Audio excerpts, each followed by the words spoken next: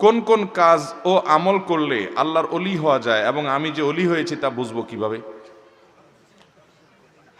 দেখুন, আল্লাহু ওয়ালিয়ুল্লাযীনা আমানু, যারা আল্লাহর প্রতি ঈমান আনছে, আল্লাহ বলছেন আল্লাহ তাদের ওলি, বন্ধু, অভিভাবক। ওলি শব্দের অনেক অর্থ আছে।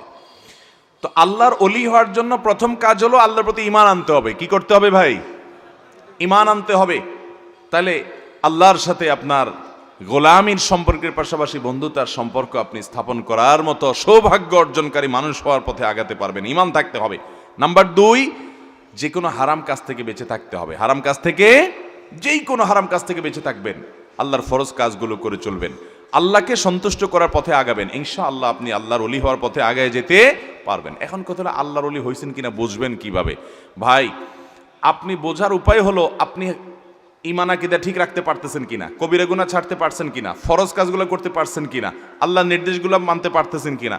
আলহামদুলিল্লাহ, আপনি মুত্তাকি হয়ে যাচ্ছেন, আপনি আল্লাহর নির্দেশগুলো মানতে পারছেন, হারাম থেকে বেঁচে থাকতে পারতেছেন। এটাই আলামত যে আপনার আল্লাহর ওলি হওয়ার পথে আপনি আগায় যাচ্ছেন, আল্লাহর নেককার মানুষ হওয়ার পথে আগায়া যাচ্ছেন। হয়তো প্রশ্নকর্তা মনে করছে যে ওলি হইলে তার হাতে কোনো অলৌকিক কিছু ঘটে যায়, এরপর তবে সে ওলি হয়েছে এটা প্রমাণ হয়, মানুষ সুবহানাল্লাহ বলে। এরকম কিছু না।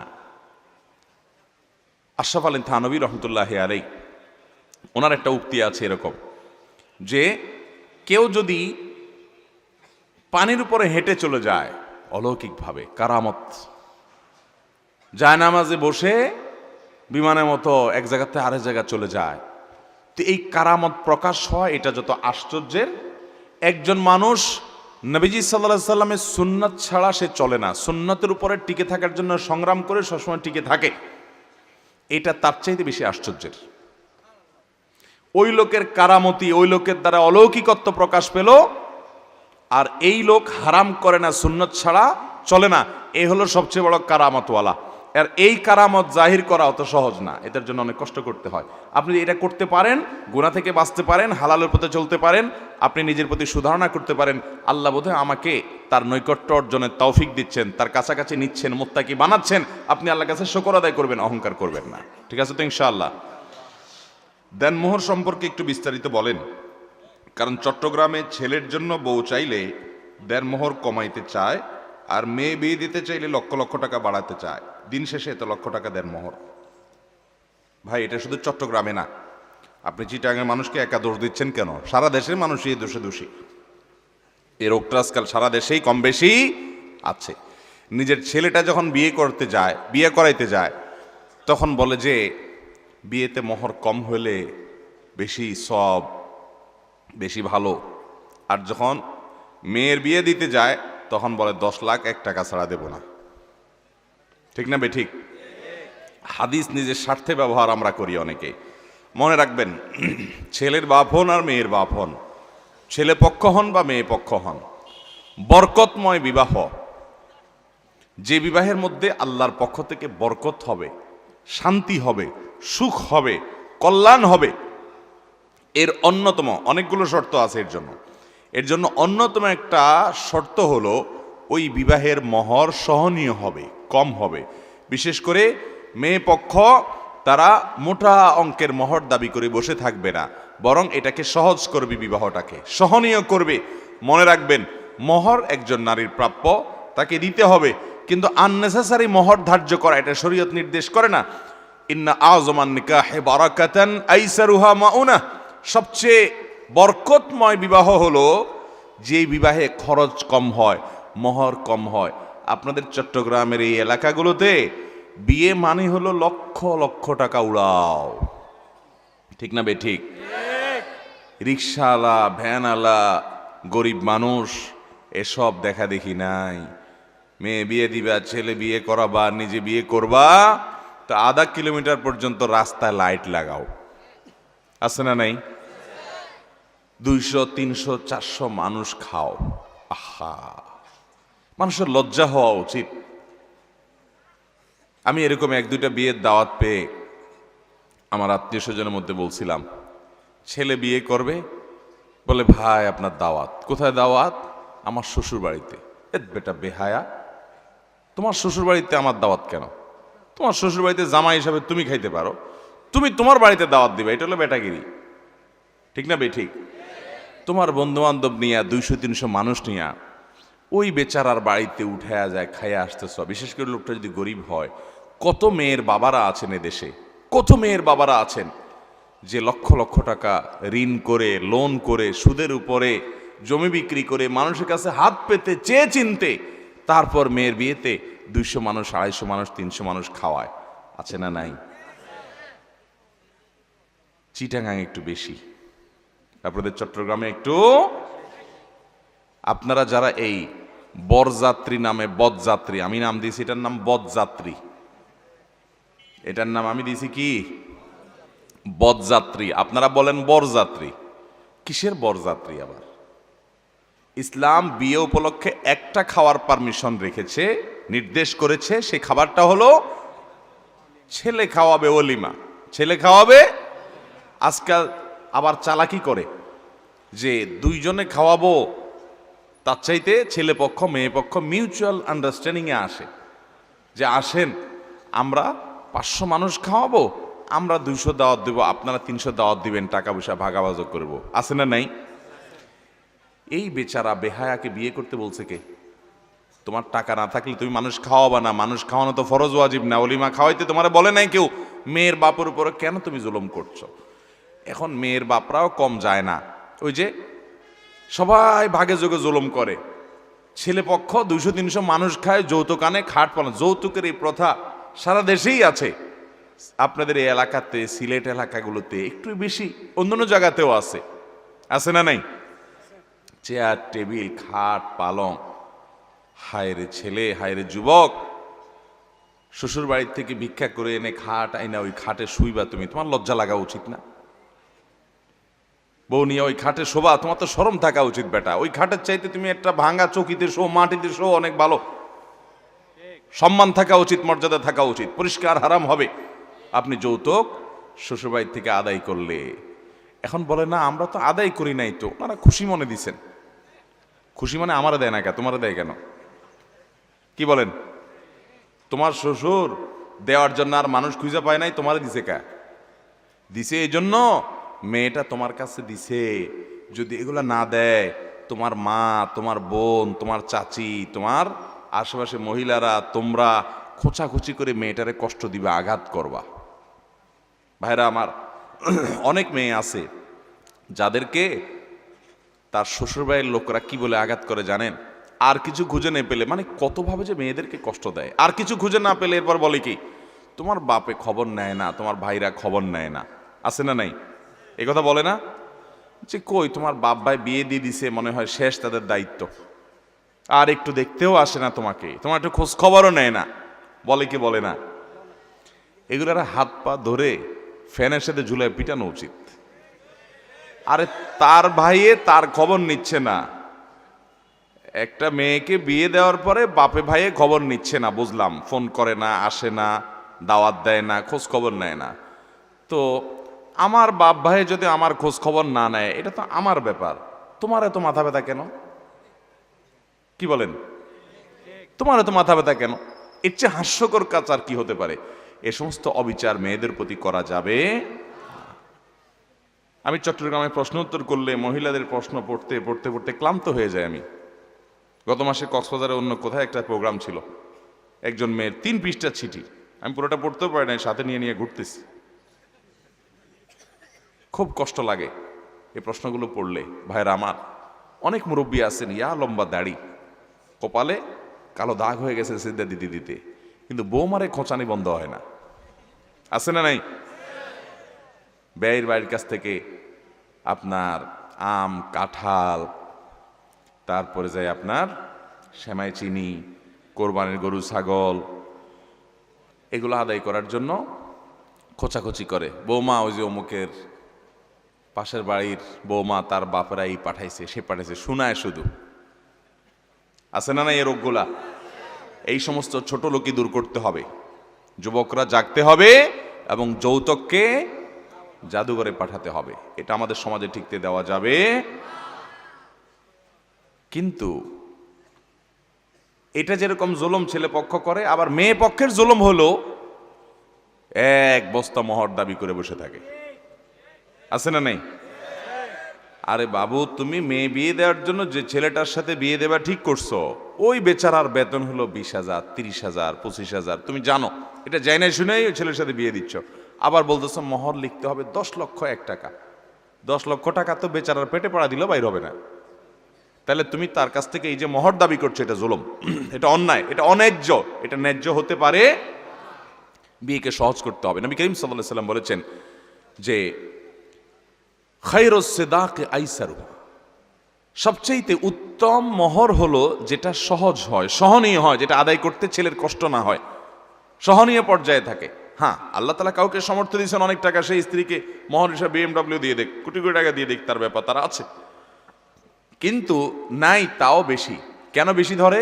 যাতে বিয়েটা টিকে, যাতে ছেলে ওই মোহর দেওয়ার ভয়ে যেন বউরে তালাক দিতে না পারে।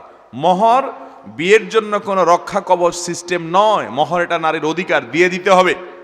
ওই বছর রাতের আগে আগে মেয়েকে ওটা দিয়ে দেওয়া উচিত।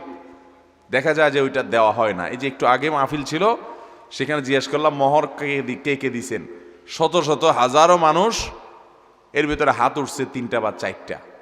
এখন এখানে হাত তুললেও একই অবস্থা হবে। অতএব বাপের পুতের মতো মোহর যেটা ধরবেন ওটা দিয়ে দিবেন।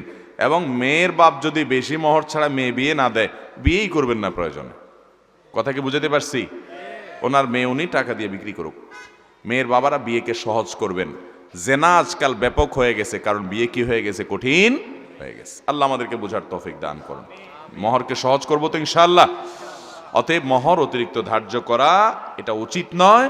এটা রীতিমতো জুলুমের পর্যায়ে চলে যায় যখন সেভাবে আমরা এটা করি। এখন এই মোহরের ব্যাপারে ওই যে বললাম শুরুতে, ছেলের বাপ হইলে একরকম, মেয়ের বাপ হইলে আরেক রকম। ছেলের বাপ হলে হাদিস বেশি বেশি শোনায় যে মোহর কম হলে বরকত হবে, মোহর কম হলে বরকত হবে, জিকির করতে থাকে। ওই একই লোক যখন নিজের মেয়েটা বিয়ে দেয়, বলে না বেশ সাহেব, এখন আজকাল তো এত কম মোহর আছে, 50 লাখের নিচে নইব। ঠিক না বে ঠিক? আল্লাহ আমাদেরকে বোঝার তৌফিক দান করুন। আমি সব জায়গায় বলি একটা কথা, এখানে অনেক বাবাজিরা আছেন, আমার বাবার বয়সী অনেক লোক আছেন। এই লোকগুলোর বিয়েতে মোহর কত টাকা ছিল জিজ্ঞেস করেন। চাচা, আপনার বিয়েতে মোহর কত ছিল বলেন বাবা? হ্যাঁ, না তাই আপনি বেশি আগের না মানুষ। 20,000 টাকা মোহর তো অনেক টাকা। হ্যাঁ, ওই যে এক চাচা আছে, কত মোহর কত ছিল? 450 টাকা মোহর ছিল চাচার। 150? ওই দেখেন, চাচার বিয়ে 150 ছিল। কি চাচি কি এখন বিয়ে? চাচা এদিক তাকান, 150 টাকার বিয়ে তো বেশি দিন টিকার কথা না। ঠিকছে বিয়ে? আপনার বিয়ে ঠিকছে বাবা? চাচি কি বেঁচে আছেন? বাঁচি আছে বো? আল্লাহ বাঁচাই রাখ। দেখেন, 150 টাকা দিয়ে বিয়ে করছে। বিয়ে টিকে না নটিকে? টিকে। আর 10 লাখ টাকা দিয়ে বিয়ে দিচ্ছে, কিন্তু টিকে না, মেড ইন চায়না মালের মতো শুধু ভাঙে। তাহলে বোঝা গেছে মোহর এক বস্তা ধরলেই বিয়ে টিকবে না বাবারা। বিয়ে টিকবে যদি আল্লাহর বরকত সেখানে। ওই চাচার বিয়ে যে 150 টাকা মোহর ধরছে, আপনারা বলবেন তখনকার 150 টাকা। বুঝলাম তখনকার 150 টাকা, এখনকার 10 লাখ টাকা তো না।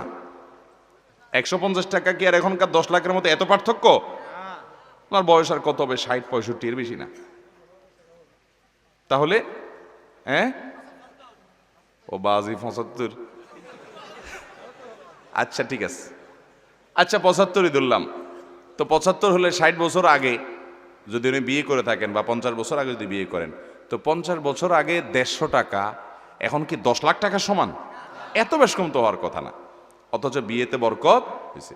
আমি তো অনেক মুরব্বী পাইছি বলে যে বিয়ে আমার বাবা 10 টাকা মোহর ছিল, 20 টাকা, 50 টাকা ছিল। বুঝলাম 50 টাকা, তখন 50 টাকা 1 বিঘা জায়গা পাওয়া যাইত, বুঝলাম। কিন্তু সেটা আজকালকার 50 লাখ টাকা মোহর যে ধরা হয়, এত তারতম্য তো ছিল না। তাহলে অল্প টাকা মোহর থেকেও বিয়েগুলো টিকছে। শুধু টিকছে না, ওই চাচারা জিজ্ঞাসা করেন, চাচির লগে এমন মহব্বত হয়েছে, ওইটা সুপারগুলো আঠার মতো, ওইটা মেড ইন চায়নার মতো মহব্বত টিকছে।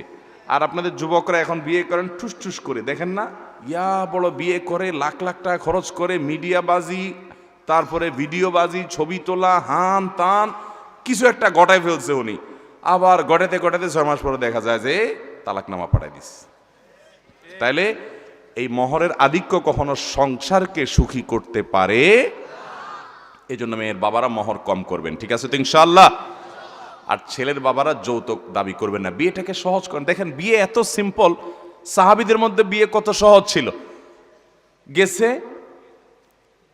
কথার কথা উঠছে, এক ব্যক্তি বিয়ের প্রস্তাব দিছে, আরেকজন প্রস্তাব নিতে রাজি না, আরেকজন বলে রাসূলুল্লাহ আমি করতে পারি, হ্যাঁ তুমি করো, করে ফেলছে, সে বিয়ে হয়ে গেছে। আর আমাদের বিয়ে মানে কি, কামান দাগাইতে দাগাইতে মশার অবস্থা কাহিল, যুবকদের চরিত্র শেষ হয়ে যাচ্ছে। আল্লাহ তাআলা আমাদেরকে বিয়েগুলোকে সহজ করার তৌফিক দান করুন। পেশাব করার পর যদি পেশাব গায়ে বা জামা কাপড়ে লাগে, এরকম সন্দেহ হয়, তাহলে কি এরপরের ইবাদতগুলো জায়েজ হবে? দেখেন, পেশাব করার পর সুইয়ের আগায় যে পরিমাণ পানি থাকে, সুই আছে না, সুইয়ের মাথায় যেরকম পানি থাকে ওইরকম ছোট ছোট ছিটা আসে না কিছু, এগুলো যদি আসে 2-4-5টা বা এরকম ছিটা যদি আসে আপনার কাপড়ের শরীরে, নাপাক হবে না। এটার কারণে নাপাক, এটার কারণে অহেতুক পেরেশান হবে না। তবে এগুলো যেন না আসে তার জন্য সতর্ক থাকতে হবে, কারণ ফাইন্না আম্মাতা আযাবিল কবরি মিনহু, নবী সাল্লাল্লাহু আলাইহি ওয়াসাল্লাম বলেছেন ইস্তানজিহু মিনাল বাউল, পেশাব থেকে তোমরা বেঁচে থাকবা, সতর্ক থাকবা, কারণ বেশিরভাগ কবরের আযাব পেশাব থেকে অসতর্ক থাকার কারণে এবং চগলখুরি একজনের কাছে আরেকজনের কাছে লাগানোর জন্য, সবার কাছে যায় ভালো থাকে পিছনে বদনামি করে, এই চরিত্রের কারণে আর এই পেশাব থেকে অপবিত্র থাকার কারণে বেশিরভাগ কবরের আযাব হয়। এই জন্য পেশাবের ফোঁটা থেকে বাঁচে থাকার চেষ্টা করবেন। দাঁড়ায় যদি সরসর করে পেশাব করে দেন তাহলে ছিটা বেশি আসবে, এই জন্য বসে বসে করবেন এবং উপযুক্ত জায়গায় করবেন। তারপরও যদি ছিটা চলে আসে, ওই যে সুইয়ের আগার পরিমাণ, এরকম ছিটা আসলো 2টা 4টা 6টা, এতে কি হবে না, নাপাক হবে। সতর্ক স্বরূপ পায়ে আসছে, পাও ধুয়ে ফেললেন, শেষ। আর কাপড় লাগলে কাপড় নাপাক হবে না এত অল্প পেশাব লাগলে, কারণ এটা থেকে একেবারে এইরকম সুই পরিমাণও লাগবে না, এটা থেকে বাঁচা সম্ভব না, যার কারণে এটুকু মাফ। শুধু সেটা নয়, অনেক সময় দেখবেন টয়লেটে বসলে মাছি আসে, মাছি যে একবার ওই নাপাক জায়গায় বসে আবার আপনার শরীরে এসে বসে, এর কারণে শরীর বা কাপড় নাপাক হবে, কারণ ওই মাছির গায়ে বা তার পায়ে এত কম নাপাক লাগে যে ওইটা কোনো কাউন্ট করে গণনা করা কঠিন, যার কারণে সেটা মাফ, এটা লাগলে অসুবিধা হবে না। এর বাইরে যদি মনে করেন পেশাব অনেক বেশি লেগে গেছে, একেবারে 1 দেড়হাম পরিমাণ আরো বেশি লেগে গেছে, এরকম নিশ্চিত হন, তাহলে তো নাপাক হবেই। তাহলে যে জায়গা নাপাক হয়েছে ওই জায়গা ধুয়ে ফেললে আপনি নামাজ পড়তে পারবেন। আবার অনেকের আছে লাগে নাই কিন্তু তার সন্দেহ হয়েছে, যেমন প্রশ্ন যিনি করছেন উনি, অনেকের আছে এটাকে বলা হয় সূচিবায়ুর রোগী, আছে না এই রোগ, যে লাগছে মনে হয়, এই মনে হয় দিয়া নাপাক হবে না, এই মনে হয় কোনো বেল নাই, এটার পাত্তা দেওয়া যাবে না। এরকম সন্দেহ রোগের কারণে অনেকে দেখবেন ওযু করতে আধা ঘন্টা সময় লাগে, আছে না নাই, ওযু করতে আধা ঘন্টা সময় লাগে, কেন? তার সন্দেহ হয় মনে হয় একটু শুকনা রয়ে গেছে। হাদিসে আসছে 3 বার ধুইতে, সে 30 বার ধোয়ার পরও তার সন্দেহ থাকে আরো, এটা সন্দেহের রোগী, এই সন্দেহকে পাত্তা দেওয়া যাবে। আপনি 3 বার ধুইবেন, ডলবেন, এরপরে যদি আপনার মনে বলে যে মনে হয় শুকনা রয়ে গেছে, ওরে বলবেন তুই দূর হ, আমি হাদিস অনুযায়ী 3 বার ধুইছি, অতএব আল্লাহর সাথে আমি বুঝুম, যা, কোনো টেনশন নাই, টেনশন করবেন না। এই অতিরিক্ত টেনশন করতে অনেকে ওযু করতে করতে নামাজ শেষ হয়ে যায়, জামাত শেষ হয়ে যায় 1 রাকাত 2 রাকাত, আছে না নাই? মুখে নিয়ত, এটা তো পড়া কোনো নির্দেশ করা না দিছে নাই। আমি একবার এক ব্যক্তিকে দেখলাম নামাজের পাশে দাঁড়াইছে জামাতে, আমার পাশে আইসা, সে নাওয়াইতুয়ান পড়তে পড়তে এই অর্ধেক পড়ে আবার শুরু থেকে পড়ে, হয় নাই মনে হয় আবার পড়ে, এসব করতে করতে ইমাম বেচারা রুকুতে যায়, রুকুতে গুইটা দাঁড়াই হয়ে গেছে, আর সে নাওয়াইতুর মধ্যেই পড়ে রয়েছে, যেটা পড়ারই কোনো নির্দেশ ইসলামে নাই। তো যাই হোক, কোনো প্রকার সন্দেহের রোগকে গুরুত্ব দেওয়া যাবে। হ্যাঁ, আপনার প্রায় এরকম হয় না, হঠাৎ করে মনে হচ্ছে পেশা ভিজা এবং কাপড়টা মনে পড়ে গেছে, সন্দেহ হচ্ছে, তাহলে ওটাকে ধুয়ে ফেলান, বাস, শেষ। আর ওই যে ছিটার মতো পড়ে, ওটার কারণে নাপাক হবে না। কোনো ব্যক্তি যদি কোনো জায়গায় কোনো ব্যক্তি বা প্রতিষ্ঠানকে দান করে মারা যায়, কাগজপত্র যদি ঠিক না থাকার কারণে সে জায়গা জনৈক ব্যক্তি দখলে নেয়, এটা কি জায়েজ হবে? দেখুন, কোনো জায়গায় যদি কেউ মসজিদে, মাদ্রাসায় কোনো ভালো কাজে দান করে যায়, হয়তো কাগজপত্র ঠিকঠাক মতো করতে পারে নাই, এই চান্সে আপনি দখলে নিলেন, তাহলে এটা তো জমি আত্মসাৎ হলো, গুনাহ হলো। কাগজপত্র ঠিক থাকুক আর না থাকুক, আপনি যদি জানেন যে উনি দান করে গেছে, তাহলে আপনি এটাকে কাগজপত্র করে যে প্রতিষ্ঠানে দান করে গেছে ওই প্রতিষ্ঠানের নামে করার জন্য সহযোগিতা করা আপনার কর্তব্য। অনেক বাপে আছে মুখে মুখে মাদ্রাসাকে জমি দিয়ে গেছে, ঈদগাহকে জমি দিয়ে গেছে, কবরস্থানকে জমি দিয়ে গেছে, মাদ্রাসাকে জমি, মসজিদকে জমি দিয়ে গেছে, কিন্তু বেচারা আগের যুগের মানুষ মুখে মুখে অনেক কথা বলতো, এওজ বদল করে ফেলতো, বিশ্বাস ছিল মানুষের মধ্যে। বেচারা লিখিত পঠিত করে নাই, দুনিয়া থেকে চলে গেছে। ছেলে মেয়ে নাতিপুতিরা এখন চান্স পাইছে, কই কাগজে কলম তো দেয় নাই, মুখের কথার বেইল আছে, তারা ওইটা দখল করে ফেলে। আছে না নাই এরকম?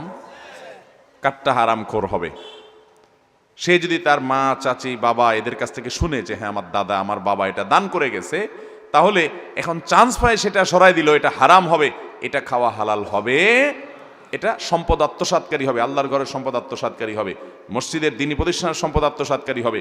অনেকে আছে যে আপনার ভাই বেরাদারের মধ্যে নিজেদের মধ্যে আওয়াজ বদল হয়েছে, কাগজে কলম করে নাই, মুখে মুখে হয়েছে, ভাগবটরা হয়েছে মুখে মুখে, সব কিছু ঠিক আছে, যেহেতু কাগজ কলম হয় নাই, ওই চান্স নিয়া এবার মামলা মোকদ্দমা করে ওইটা ভোগ দখল করে, ওইটা দখল করার চেষ্টা করে, ভোগ করে। আছে না নাই?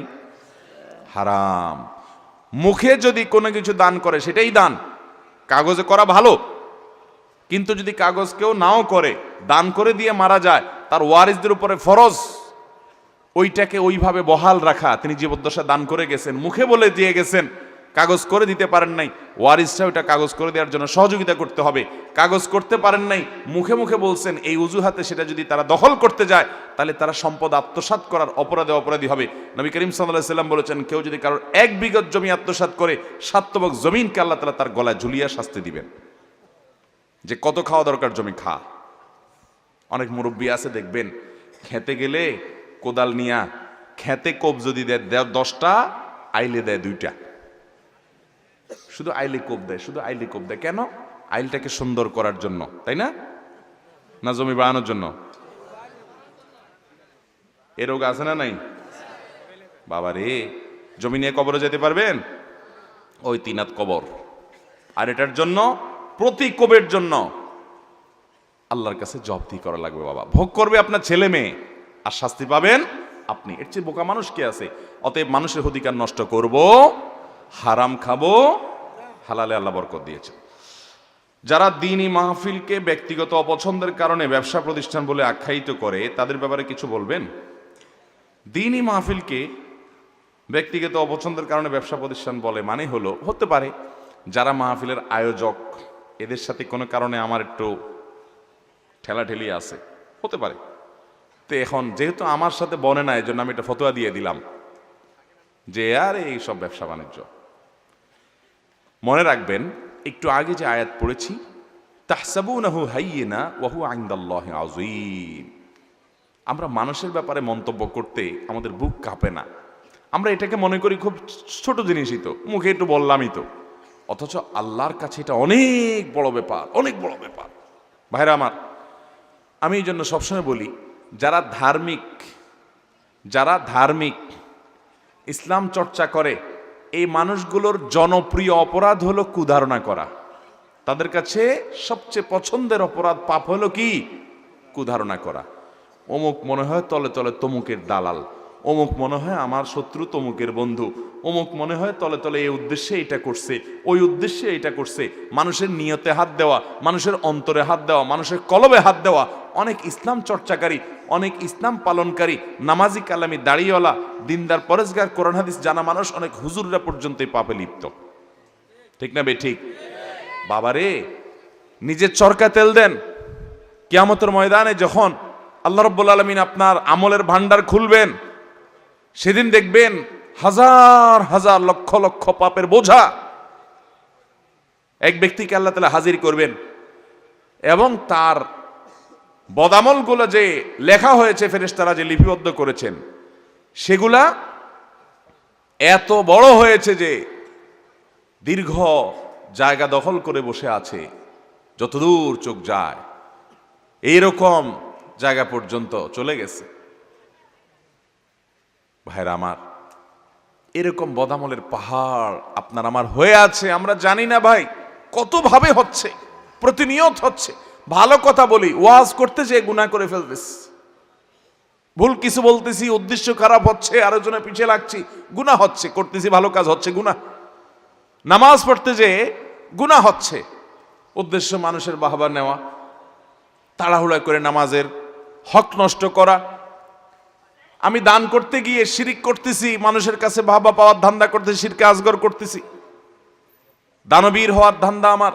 ভাইরা আমার, কত কত পাপ আমার আমল নামায় হচ্ছে, আমি আরেকজনের চরকে তেল দিচ্ছি। ডক্টর খন্দকার আব্দুল্লাহ জাহাঙ্গীর রহমতুল্লাহ বলতেন, বাবারে সারা জীবনে 4 রাকাত নামাজ খুঁজে বের করতে পারবেন যে বুকে হাত দিয়ে বলতে পারবেন এই 4 রাকাত নামাজ আমার শতভাগ পারফেক্ট হয়েছে, একটুও মনোযোগ অন্যদিকে যায় নাই, পরিপূর্ণ মনটা আল্লাহকে দিয়েছি, সুন্দর করে নামাজ পড়েছি, এরকম 4 রাকাত নামাজ পাওয়া কঠিন হবে। 4 রাকাত নামাজে দাঁড়ালে 4000 চিন্তা মাথায় আসে। আল্লাহর কাছে নিবেদন করার মতো 4 রাকাত নামাজও ফ্রেশ আমি তো পড়তে পারি না সারা জীবনে, কি নিয়ে আল্লাহর কাছে যাব সেটা বলার মতো কিছুই আমার নাই। আমি আছি অমুকের পিছনে তমুকের পিছনে, এর গোষ্ঠী উদ্ধার করতেছি, ওর চরিত্র হরণ করতেছি, ওর দোষ ধরতেছি, ওর মানুষের চর্চা পরচর্চা ছাড়া আর কিচ্ছু নাই।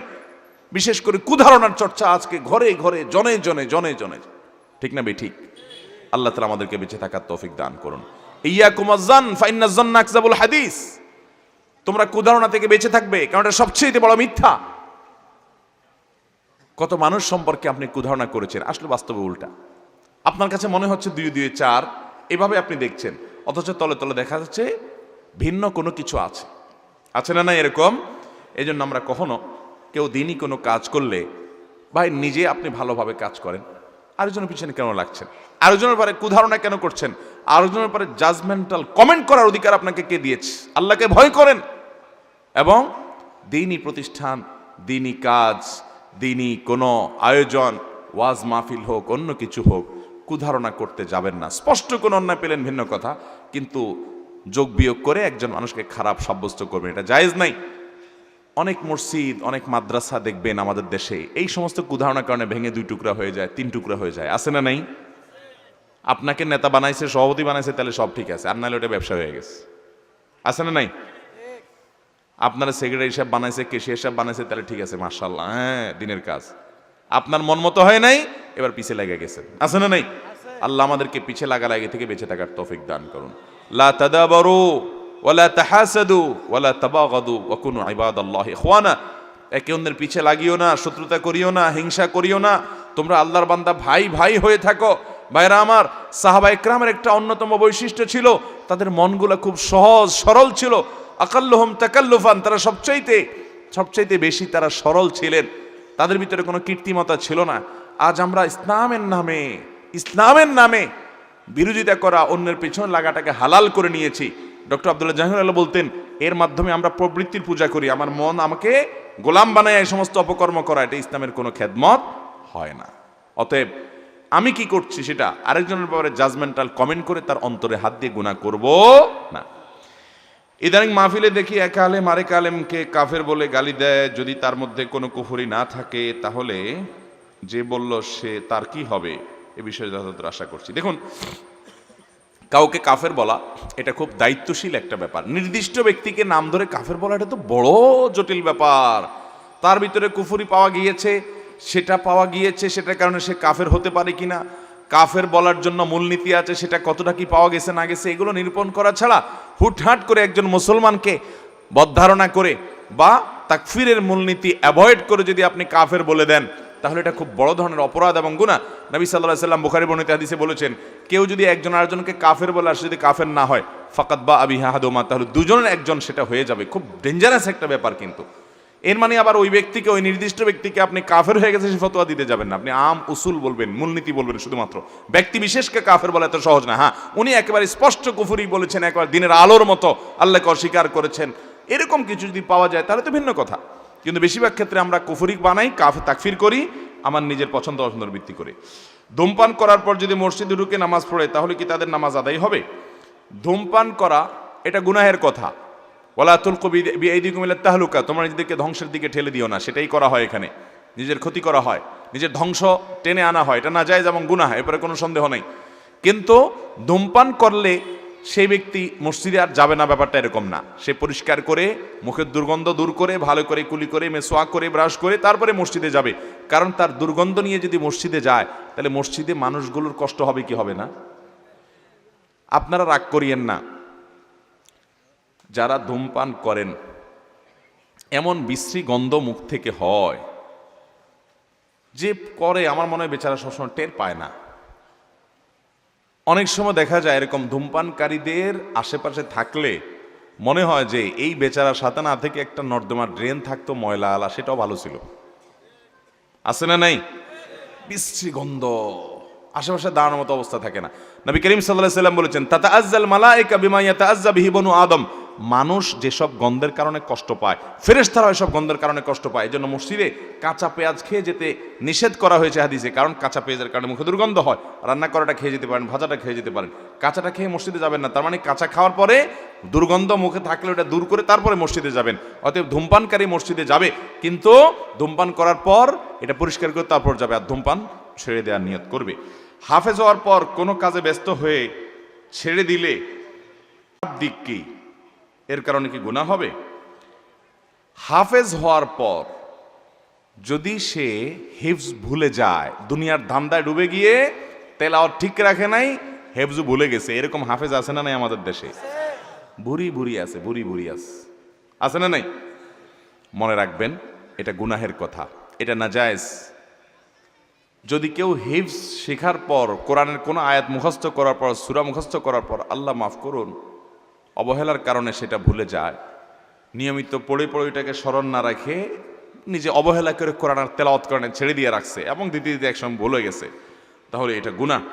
নবী করিম সাল্লাল্লাহু আলাইহি ওয়াসাল্লাম বলেছেন, বান্দার যত গুনাহসমূহ আছে এগুলো আমার সামনে উপস্থাপন করা হয়েছে, এর মধ্যে সবচেয়ে বড় পাপগুলোর ভিতরে একটা পেয়েছি আমি, যে কেউ কোরআন পড়লে যদি সে ভুলে যায়, এটা গুনাহ, এটা অপরাধ। এখন কথা হলো, কেউ তেলাওয়াত করে বেচারা, কিন্তু তার স্মৃতিশক্তি দুর্বল হয়ে গেছে, মনে রাখতে পারে না, তার কথা ভিন্ন, তার গুনাহ হবে না। এরকম হতে পারে না যে হেফজও করছে বেচারা কিন্তু স্মৃতিশক্তি নাই, ধরে রাখতে পারে না, তাহলে তার গুনাহ হবে না। কিন্তু অবহেলা করে কোরআন তেলাওয়াত না করার কারণে ভুলে গেছে, এটা কিন্তু গুনাহ। এরকম অনেক হাফেজ আছে, অনেক মানুষ আছে হাফেজ না, শুধু আমরা বিভিন্ন সূরা মুখস্থ করছি কিন্তু ভুলে গেছি। শুধু হাফেজ হওয়া জরুরি না, আপনি একটা সূরা মুখস্থ করছেন, আয়াত মুখস্থ করছেন, এরপর না পড়তে না পড়তে ভুলে গেছেন অবহেলা করে, এটা গুনাহের কথা। আল্লাহ যদি মুখস্থ করার ক্ষমতা তৌফিক দেয় তাহলে সেটাকে ধরে রাখারও চেষ্টা করতে হবে। হস্তমৈথুন ও জেনার গুনাহ কি একই? এর থেকে বাঁচার উপায় কি? হস্তমৈথুন এটা গুনাহ, এ ব্যাপারে পৃথিবীতে কোনো আলেমের দ্বিমত নাই, উল্লেখযোগ্য। হস্তমৈথুন গুনাহ এবং কবিরা গুনাহ। হাত দিয়ে, নিজের হাত দিয়ে নিজে এই হারাম এবং নোংরা কাজ করা, এটা গুনাহ। কিন্তু জেনা যে এটাও গুনাহ হলেও জেনার মতো এটা সমান পর্যায়ের গুনাহ না, কিন্তু গুনাহ, ওইটাও কবিরা এটাও কবিরা। এটাকে হালাল মনে করার কোনো কারণ নাই বা হালকা মনে করার কোনো কারণ নাই, এটাও জঘন্য অপরাধ। তবে তুলনা করলে জেনার অপরাধের মাত্রা বেশি হবে। বিয়ের পর মহরানা পরিশোধে শরীয়তের বিধান কি এবং পরিশোধ না করে মৃত্যুবরণ করলে তার শাস্তি ভোগ করতে হবে কিনা? অবশ্যই শাস্তি ভোগ করতে হবে। বউয়ের মোহর আদায় করা ছাড়া মরে যাবেন আর শাস্তি ভোগ করতে হবে না, কিভাবে মনে করছেন? বউ বেচারি তার মোহর যে ঠিক করেছেন এটা দিতে হবে। আল্লাহ বলেছেন, ও আতুন্নিসা সাদুকাতিহিন্না নিহলা, মহিলাদের মোহর এটা তাদের প্রাপ্য অধিকার হিসাবে আদায় করে দিবা, পরিশোধ করে দিবা। আপনি যদি না দেন তাহলে গুনাহগার হবেন। মরে গেছেন, কিয়ামতের মধ্যে দেখবেন যে বিবি সাহেব এসে চোখের সামনে খাড়াইছে, আপনি মনে করবেন আপনাকে আই লাভ ইউ বলতে খাড়াইছে, বলবে মিয়া দুনিয়াতে যে মোহর দাও নাই চান্দুই মোহরের মামলার জন্য আল্লাহর কাছে চলো, বিচার হবে। এখন কেউ ছাড় দিবে না। ইয়াউমা ইয়াফিরুল মারউ মিন আখি ওয়া উম্মিহি ওয়া আবি ওয়া সাহিবাতিহি, স্ত্রী থেকে স্বামী পলায়ন করবে সেদিন, কেউ কাউকে ছাড়বে না। এজন্য বাবারে মোহর আগে ভাগে দিয়ে দিবেন। যদি নগদে দিতে না পারেন কিস্তিতে দিয়ে দিয়ে শোধ করবেন, তারপরেও দিতে হবে।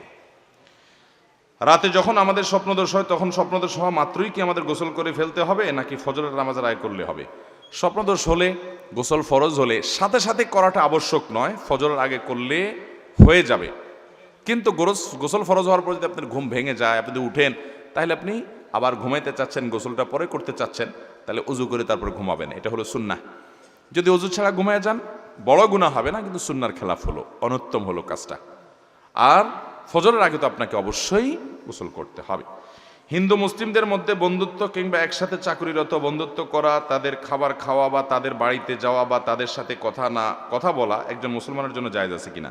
বাইরে আমার অন্য ধর্মের মানুষ হিন্দুদের সাথে যাওয়া আসা, কথা বলা, কাজ কারবার করা, ব্যবসা বাণিজ্য করা, কেনা বেচা করা, এগুলো সবই জায়েজ আছে।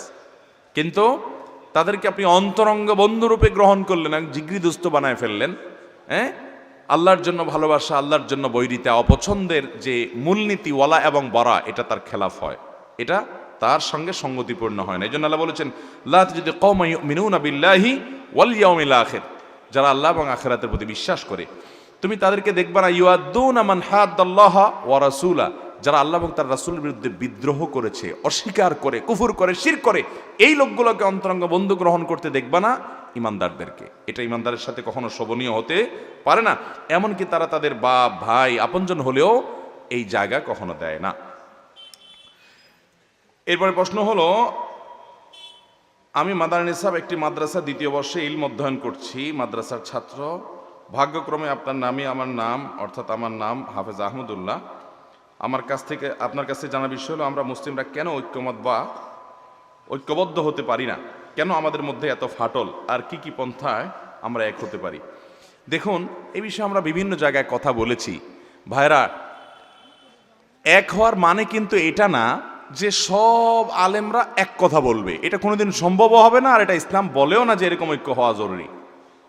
ডক্টর খন্দকার আব্দুল্লাহ জাহাঙ্গীর রাহিমাহুল্লাহ বলেছেন, ইত্তেহাদ মাআল ইখতিলাফ, আপনার সাথে আমার কোনো বিষয়ে ভিন্ন মত থাকবে, কোনো বিষয়ের ব্যাখ্যা আপনি একরকম বুঝবেন, আমি আরেক রকম বুঝবো, এই পার্থক্য থাকতেই পারে। এরপরও আমাদের একটা ঐক্যের জায়গা আছে। আপনি আমার ভাই, আমি আপনার ভাই, আপনি আমার ভাই, আমি আপনার ভাই। এই ভ্রাতৃত্ববোধ মুসলমান হলে তার প্রতি থাকতে হবে। আপনার আপন মায়ের পেটের ভাইয়ের সাথে আপনি শত্রুতা করেন না যদি সে ভুলভাল করে। আপনার একটা ভাই মদ খায়, কথার কথা, ধরুন উপমা স্বরূপ সে অন্যায় করে, আপনার মুখ লজ্জায় কেটে যায়, তারপর আপনার ভাই যেহেতু দুঃখ হয়, জেদ হয় তার প্রতি, কিন্তু তার ব্যাপারে বাহিরে আপনি বিষোদ্গার করেন না, কারণ আপনার ভাই উপর দিকে থুতু মেললে নিজের মুখে পড়ে। অতএব যেই মুসলমানের সাথে আমার ভিন্ন মত আছে, সে মুসলমান আমার ভাই কি ভাই না? তার ব্যাপারে আমি এরকম বিষোদ্গার করতে পারি। ভাইরা আমার, ডক্টর খন্দকার আব্দুল্লাহ জাহাঙ্গীর আলী সেজন্য বলতেন, সব আলেমরা এক কথা বলবে, এই ঐক্য সম্ভব না, এটা হবে না কোনোদিন। মানুষ যতজন তত মত পার্থক্য থাকবে, বুঝের বেশ কম থাকবে, কিন্তু দরকার হলো যে আপনার সাথে আমার অমিল আছে মতের, তারপরও আমি জানি একটা জায়গা মিল না, হাজার জায়গা মিল আছে, সব দিক থেকে আমরা এক, পার্থক্য তো দুই একটা পয়েন্টে না, ঠিক না ভাই? ঠিক। আপনার আল্লাহ আর আমার আল্লাহ এক না দুই? আপনার রাসূল আর আমার রাসূল এক না দুই? আপনার কোরআন আর আমার কোরআন এক না দুই? আপনার কাবা আর আমার কাবা এক না দুই? দিনে 5 ওয়াক্ত নামাজ আমিও ফরজ বলি, আপনি বলেন কি বলেন না? রমজানের রোজা রাখা ফরজ, এই পুরা মাস রোজা রাখা ফরজ, আপনি কি আধা মাসে কথা বলেন? আপনি যদি মোটা মোটা বিষয় খাতা কলম নিয়ে বসেন, আমি চ্যালেঞ্জ করে বলতে পারি, যেগুলোকে আমরা অনেক বড় বড় করে দেখি, বেশিরভাগ ক্ষেত্রে দেখবেন আপনি এমন কোনো মতপার্থক্যই নেই। ছোট ছোট ইস্যু যেগুলো নিয়ে সাহাবীদের মধ্যে এই ধরনের বিষয় মতপার্থক্য ছিল, বুঝের বেশ কম ছিল, কিন্তু কখনো তারা কেউ কারোর শত্রুতার মতো এরকম জায়গায় তারা যেতেন না। কিন্তু আমাদের ছোটখাটো বিষয় নিয়ে আমরা আরে বাপরে বাপ, পারলে গোষ্ঠী উদ্ধার করে ফেলাই, ঠিক না ভাই? ঠিক। ঐক্য কেমনে হবে? আপনি তালেব ইলম মানুষ প্রশ্ন করেছেন। ভাইরে, আমি ব্যক্তিগতভাবে ডক্টর খন্দকার আব্দুল্লাহ জাহাঙ্গীর রাহিমাহুল্লাহর কাছ থেকে, আরো অনেক ওলামাদের কাছ থেকে, আমার উস্তাজদের কাছ থেকে, আমার মুরব্বিদের অনেকের কাছ থেকে আমি শিখেছি যে কারোর বিরুদ্ধে বিষোদ্গার না করা। আমি যেটাকে সত্য সুন্দর মনে করছি সেটা আমি আমার মতো বলে যাওয়া, কোনো মুসলমান ভাইয়ের সাথে দূরত্ব হওয়ার মতো কোনো কাজ আমি করব না। স্যার রহিমাহুল্লাহ, ডক্টর আব্দুল্লাহ জাহাঙ্গীর বলতেন যে বাবারে, সব মুসলমানদেরকে ধরে এক প্ল্যাটফর্মে বসাবো না, সব এক হয়ে আজকে এখান থেকে উঠবা, এত ক্ষমতা আল্লাহ আমার হাতে দেয় নাই যে সবাই আমার কথা শুনবে। তবে একটা জিনিস আমার কাছে আছে, মুসলমানদের মধ্যে এমনি অনেক দলাদলি, অনেক মতপার্থক্য আছে। আমার কোনো কথায়, আমার কোনো আচরণে ইচ্ছাকৃতভাবে ফাটল ধরানোর পায়তারা, ষড়যন্ত্র, ইচ্ছাকৃতভাবে কারোর বিরুদ্ধে বলে বিষোদ্গার করে আবার নতুন করে ফাটল যেন না বাড়ে, সে ব্যাপারে আমি সতর্ক থাকবো। আমার জন্য আপনারা দোয়া করবেন, আল্লাহ যেন আমাকে সেরকম পথে চলার তৌফিক দান করেন। আমাদের দ্বারা ইসলামের উপকার না হোক, অন্তত ক্ষতি যেন না হয়। সবাই চেষ্টা করবো তো ইনশাআল্লাহ। আপনি যদি ইসলামের, মুসলমানদের ঐক্য চান, তাহলে হজম করতে হবে অনেক কিছুকে। ভাইরা আমার, কত মানুষ আমাদেরকে আঘাত করে, মানুষ হিসেবে আমাদের কষ্ট হয়, কিন্তু পরক্ষণে নিজের সাথে লড়াই করি। দিন শেষে সে আমার ভাই, হয়তো ভুল বুঝতেছে কিন্তু আমার ভাই। এমনও হতে পারে যে এই লোকটাকে আমি মনে করতেছি সে আমার শত্রু, হতে পারে কোনো নেকামল করে সে জান্নাতে আমার আগে চলে গেছে, তাহলে তো সে কপালওয়ালা, আমি কপাল পোড়া। একজন ইমানদার নিজেকে সবসময় দুর্বল ভাববে, অন্যকে সবল ভাববে। আল্লাহ আমাদেরকে সেরকম কলবওয়ালা মনওয়ালা হওয়ার তৌফিক দান করুন। ওয়াজ করা অনেক সোজা ভাই, আপনারা বসাই দিলে আপনি অনেক লম্বা লম্বা কথা বলতে পারবেন, আমি যেরকম বলতেছি, কিন্তু এটা আমল করা অনেক কঠিন। আল্লাহ তাআলা দ্বিধা বিভক্ত মুসলমানদের মধ্যে ঐক্যের পথ যেন সুগম হয়, আল্লাহ আমাদেরকে সেরকম আচরণ, সেরকম মনের বড় প্রশস্ততা, এটা আল্লাহ তাআলা আমাদেরকে লালন করার তৌফিক দান করুন। সবার চেষ্টা করবেন তো ইনশাআল্লাহ। সব মুসলমান ভাইয়ের ভালো গুণগুলো দেখবেন। যে আপনার একেবারে কাট্টা দুশ্মনী করে, ওই লোকটার মধ্যে আপনি একটু চেষ্টা করেন, অনুসন্ধান করেন, দেখবেন কিছু না কিছু ভালো পয়েন্ট আছে, সেগুলো নেওয়ার চেষ্টা করবেন। আমার জন্য দোয়া করবেন। আল্লাহ আমাদের সবাইকে মুসলিম মিল্লাতের ঐক্যবদ্ধ হওয়ার প্ল্যাটফর্ম, একটা প্ল্যাটফর্মে আসার বা যার যার প্ল্যাটফর্ম থেকে অন্তত কাঁধে কাঁধ মিলিয়ে কাজ করার মতো ইমানি শক্তি আমাদেরকে আল্লাহ তাআলা দান করুন। আজ গোটা পৃথিবীতে ইসলাম বিরোধী অপশক্তি সব এক, শুধু আমরা শত শত ভাগে বিভক্ত, টুকরা টুকরা কতভাবে করা যায় আমরা নিজেদেরকে করতেছি। আল্লাহ তাআলা আমাদের সবাইকে মাফ করুন, আমাদের ত্রুটিগুলো তাআলা মার্জনা করুন। পানকারীর ব্যাপারে হাদিসে মদ পানকারীর ব্যাপারে হাদিসে ভয়াবহ শাস্তির কথা বলা আছে। আমার বাবা মদ পান করা অবস্থায় মারা গিয়েছেন প্রায় 10 বছর পূর্বে, যখন আমি খুবই ছোট ছিলাম, প্রায় 15 বছর বয়স ছিল। আমি চাই আল্লাহ যেন আমার আব্বুর গুনাহসমূহ মাফ করে দেন। সেই লক্ষ্যে আমি অধিক কোরআন পড়ার অভ্যাস করেছি। হাদিসে আছে যে সন্তান অধিক কোরআন পড়বে তাদের পিতামাতাকে সম্মানের টুপিতে আজ পড়াবেন। সন্তান হিসাবে আমার আব্বুর জন্য আমি আর কি করতে পারি? ভাইরা আমার, মদ পান করতে করতে মৃত্যুবরণ করা এটা খুব ভয়াবহ একটা বিষয়, আল্লাহ মাফ করুন। কোনো গুনাহের কাজ করতে করতে মৃত্যুবরণ করলে এটা খুব ডেঞ্জারাস সাইন। বিশেষ করে হাদিসে আসছে নবী করিম সাল্লাল্লাহু আলাইহি ওয়াসাল্লাম বলেছেন, কোনো ব্যক্তি জেনায় যখন লিপ্ত হয় তখন সে ইমানদার থাকে না, ইমানটা তার থেকে সরে যায়। এরপর জেনার শেষ করে অপরাধ থেকে সরে আসলে আবার তার কাছে ইমানটা ফেরত আসে। তো এই জন্য ভয়ঙ্কর ব্যাপার। তারপরও এরকম কোনো মানুষও দুনিয়া থেকে গেলে তার জন্য আমাদের মাগফিরাতের দোয়া করতে হবে। একেবারে মুশরিক এবং কাফির অবস্থায় মারা গেলে যেরকম দোয়া করা যায় না, এরকম না। বিধায় আপনি আপনার বাবার জন্য দোয়া করবেন, চোখের পানি ফেলবেন, দান সাদেকা করবেন, আল্লাহ রাব্বুল আলামিনের কাছ থেকে ক্ষমা পাইয়ে দেওয়ার জন্য আপ্রাণ চেষ্টা করবেন। আল্লাহ রাব্বুল আলামিন ইনশাআল্লাহ কবুল করতে পারেন, তাকে মাফ করতেও পারেন। একেবারে ক্ষমার যোগ্য হয়ে গেছে, ব্যাপারটা সেরকম নয়। আমি একজন কম্পিউটার অপারেটর। কেউ যদি কারো কাছ থেকে সুদে টাকা ধার নেয় এবং এ সংক্রান্ত দলিল কম্পিউটারে কম্পোজ টাইপ করে দেওয়া লাগে, কিংবা সুদী প্রতিষ্ঠানের কাগজপত্র ফটোকপি করতে হয়, তাহলে এটা করা যাবে কিনা? না ভাই, এটা করা যাবে না, এটা করা যাবে না। মুশকিল হলো ফতোয়া দেওয়া সোজা, মাসালা দেওয়া সোজা, ভাইরে আমল করা অনেক কঠিন। ওই যে বললাম, দুনিয়াটা মুসলমানদের জন্য দিন দিন বড় হচ্ছে না ছোট হচ্ছে। যেখানে যাবেন, চাকরি করতে যাবেন ঘুষ লাগবে, ডাক্তারি করতে যাবেন 2 নম্বরই করতে হবে, ইঞ্জিনিয়ারিং করতে যাবেন 2 নম্বরই করতে হবে, নিজের জন্য না করেন আরেকজনের জন্য করতে হবে। মুদি দোকানদারি করতে যাবেন, সিগারেট বেচা লাগবে না, কাস্টমার আসবে না। আপনি বিদেশে যাবেন তো মদ সার্ভ করতে হবে, উপায় নাই। মানে পদে পদে হারাম আর হারাম। ভাইরা আমার, এই হারামগুলো থেকে নিজেকে বাঁচিয়ে চলা এটা রীতিমতো যুদ্ধ, এটা রীতিমতো সংগ্রাম। এই সংগ্রাম সবাই করতে পারে না, কিন্তু সংগ্রাম করতে হবে যদি আপনাকে জান্নাতে যেতে হয়। জান্নাতে তো সহজ না। এই জন্য আল্লাহ বলেছেন সূরা মায়েদার 2 নম্বর আয়াতে, ওয়ালা তাআওয়ানু আলাল ইসমি ওয়াল উদওয়ান, পাপ গুনাহ সীমা লঙ্ঘনের কাজে একে অন্যের সহযোগিতা করবা। কেউ অন্যায় করবে, আপনি তাকে সহযোগিতা করতে পারেন। সুদের কারবার করা এটাকে হালাল না হারাম? এই হারাম কাজটার জন্য আপনি দলিল লিখে দিচ্ছেন, আপনি সহযোগিতা করছেন। সুদের সাথে যতজন সংশ্লিষ্ট হয় সবার প্রতি আল্লাহ লানত নাজিল হয়। নবী সাল্লাল্লাহু আলাইহি ওয়াসাল্লাম বলেছেন, লাআনাল্লাহু আকিলার রিবা ওয়া মুকিলাহু ওয়া কাতিবাহু ওয়া শাহিদাই। সুদ খায় যে, সুদ দেয় যে, সুদের লেখা লেখে যে, সুদের সাক্ষী যে থাকে, সকলের প্রতি আল্লাহ লানত নাজিল হয়। অতএব আপনি সুদের দলিল লিখলে আপনার উপরে আল্লাহ লানত নাজিল হবে। বিনয়ের সাথে কাস্টমারকে বলে দিবেন, ভাই সরি আমার একটা অসুবিধা আছে, এটা অন্য কোথাও আপনি করে নেন, শেষ। আপনি অ্যাভয়েড করবেন, উপার্জন একটু কম হবে, কষ্ট করে চলতে হবে। বাবারে, জান্নাতটা তো সহজ না, অনেক স্যাক্রিফাইসের বিনিময়ে আপনাকে জান্নাত পেতে হবে। আল্লাহ তৌফিক দান করুক মেনে চলার। ব্যাংক থেকে আমার বাবা ঋণ নিয়ে মারা গেছেন, আমাদের অজান্তেই তিনি এই কাজটি করেছেন।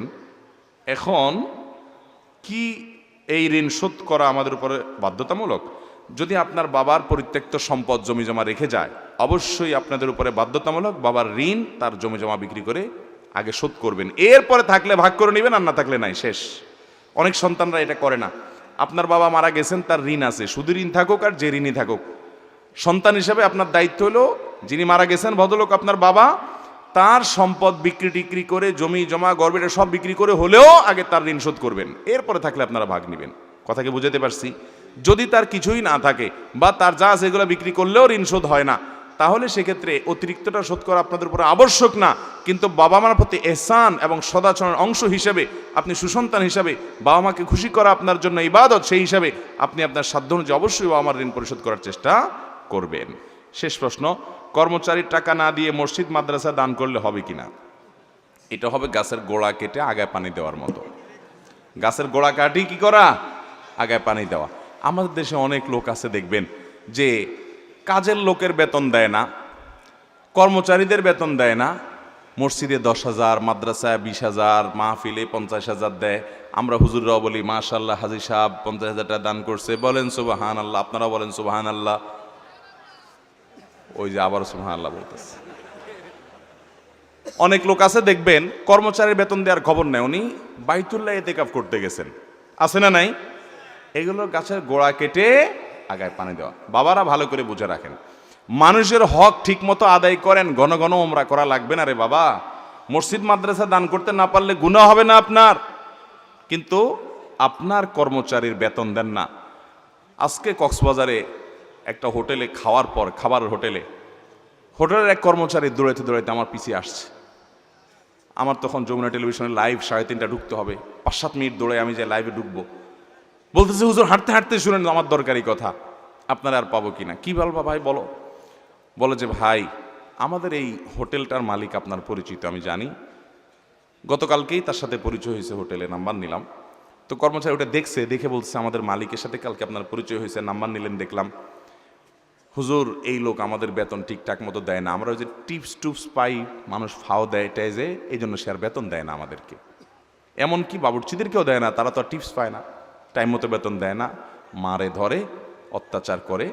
আপনি একটু কষ্ট করে তারে বুঝায়েন। আমি বললাম ইনশাআল্লাহ, আমি দায়িত্ব নিলাম, আমি ইনশাআল্লাহ তাকে বুঝাবো, নসিহত করব। শ্রমিকের অধিকার নিয়ে আমাদের অনেক বক্তব্য আছে, সেগুলো লিঙ্ক দিব, আল্লাহর ভয় দেখব। আমি এই ভদ্রলোককে কাছে পেয়ে তাকে একেবারে বুকে হাত দিয়ে আমি চেষ্টা করছি বোঝানোর, ভাই সব থেকে যাবে, আজকে মরে গেলে মাটির নিচে আপনাকে পুঁতে আসবে ভাই, ওই কর্মগুলো চলে যাবে যেগুলো নিয়ে যাচ্ছেন। বাবারা, ভাইয়েরা, মানুষের হক আদায় করেন, খুব বেশি দান দক্ষিণা না করলেও চলবে। অনেক লোক আছে দেখবেন ইয়া দান করে, হুজুরদেরকে হাদিয়া তোফা খাওয়ায়া দাওয়ায়া, হুজুররাও নারায় তাকবীর সুবহানাল্লাহ মাশাআল্লাহ আলহামদুলিল্লাহ মারহাবা পড়তে পড়তে মুখে ফেনা তুলে ফেলে। কিন্তু মানুষের হক নষ্ট করলে আমার মতো মৌলবী কেন, ওই মক্কা মদিনার ইমাম সাহেবদেরকে আনাই আর সবাই দিয়ে নারায় তাকবীর বলাবেন, 2 পয়সার কোনো ফায়দা হবে না। কথা কি বুঝাতে পারছি? মানুষের হক ঠিক মতো আদায় করেন, এরপর আপনি অল্প স্বল্প যা করেন সেটা কবুল হবে, গ্রহণযোগ্য হবে। সবাই চেষ্টা করবো না ইনশাআল্লাহ? কোনো মানুষের কোনো হক যেন আমার কাছে, বাবা মারা গেছে, সম্পদে বোনের হক আছে না নাই? একটু আমাকে একটু হাত তুলে দেখান তো, বোনের হক দিয়ে দিছেন হিসেব করে, যা পাবে কোরআন অনুযায়ী দিয়ে দিছেন, এরকম একটা বাপের পুত থাকলে একটু হাত তুলে দেখান তো। মাশাআল্লাহ, 1জন বাপের পুত পাওয়া গেছে, 2জন বাপের পুত পাওয়া গেছে, 3জন, আর সব মায়ের পুত। কিরে ভাই, আর নাই? শুনেন, যারা তরুণ আছেন তাদের এই সুযোগ এখনো আসে নাই, বুঝলাম। প্রতিজ্ঞা করেন, আপনার বাবা আপনার মা মারা গেলে সেখানে আপনার বোনের হক আছে না নাই? দিবেন না দিবেন না? নাকি বাটপারি করে বলবেন যে বাবার বাড়ির সম্পদ মেয়েরা নিলে তাদের সয় না, এসব ফতোয়া দিবেন? এগুলো শয়তানি ফতোয়া। মেয়েদের অধিকার বুঝে দিবেন তো ইনশাআল্লাহ? ভাইদের হক মেরে খাবেন? কর্মচারীর হক মেরে খাবেন? পাই পাই করে মানুষের হক দিয়ে দিবেন। জান্নাতে যাওয়ার জন্য বেশি কিছু লাগে না ভাই, বিশ্বাস করেন, বেশি কিছু লাগে না। ইমানটা ঠিক রাখেন, 5 ওয়াক্ত নামাজটা সুন্দর করে পড়েন, বড় বড় কবিরা গুনাহগুলো থেকে বেঁচে থাকেন, কোনো মানুষের হক নষ্ট করবেন না, টাকা পয়সা নষ্ট করবে, হক নষ্ট করবেন না, আচরণ খারাপ করবেন না, মানুষের দুর্ব্যবহার করবেন না, আত্মীয়স্বজনের সম্পর্ক বজায় রাখবেন। বাস এই মোটা মোটা কাজগুলো করেন, জান্নাতে যেতে পারবেন। আর আমল, সুবহানাল্লাহ আলহামদুলিল্লাহ, জিকির, তসবিহ, তেলাওয়াত, কোরআন খতম, মাহফিল শোনা, ওয়াজ করা, ওয়াজ শোনা, দান দক্ষিণা করা, তাহাজ্জুদ পড়া, নফল আমল, দোয়া, জিকির পড়তে পড়তে পাহাড় নিয়ে যাবেন। মানুষের হক নষ্ট করছেন, এই সমস্ত আমল আপনার থেকে নিয়ে নেওয়া হবে কিয়ামতের দিন। নবী সাল্লাল্লাহু আলাইহি ওয়াসাল্লাম বলেছেন ভিখারি হয়ে যাবেন আপনি, কারণ যে মানুষের হকের জন্য সব দিতে দিতে আপনি খালি হাতে জাহান্নামে যেতে হবে। এই জন্য মানুষের হক কখনো নষ্ট করব, প্রতিজ্ঞা করব তো ইনশাআল্লাহ কোনোদিন মানুষের হক নষ্ট করব না, বোনের হক নষ্ট করব না, ফুফুর হক নষ্ট করব না। আপনার বাপ চাচারা আপনার ফুফুর হক দেয় নাই, এরকম অনেকে আছেন না নেই? ওই সম্পদ বংশ পরম্পরায় আপনার ভাগে আসছে, কিন্তু আপনি জানেন আপনার ফুফুর হক দেয় নাই। আপনার দাদার সম্পদে আপনার ফুফুর হক ছিল কি ছিল না? আপনার দাদির জমি জমা থাকলে সেখানে আপনার ফুফুদের ভাগ ছিল কি ছিল না?